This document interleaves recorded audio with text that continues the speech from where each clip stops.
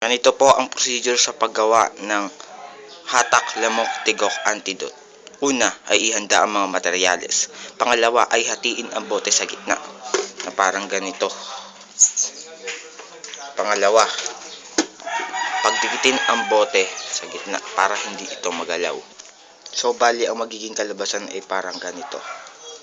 Ang ginamit ko rito ang pandikit ay scotch tape lamang. Ikalawang steps, lagyan ng black cartolina ang lalagyan para maakit ang lamok. Alam natin na ang lamok ay naaakit sa mga bagay na kulay itim. Kaya parang ganito ang mangyayari. Hanggang sa maging ganito ang itsura.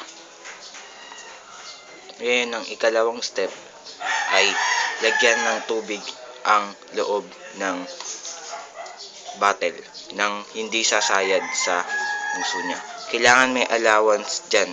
Kailangan hindi sumayad dyan sa maliit na butas na yan, yung tubig. Dahil magpo-form siya ng reaction, gagawa siya ng mga bubbles na aakit sa lamok at magiging sanhi na pagkamatay nito. So, ito na yan. So, ngayon, ang mixture naman ang ating gagawin.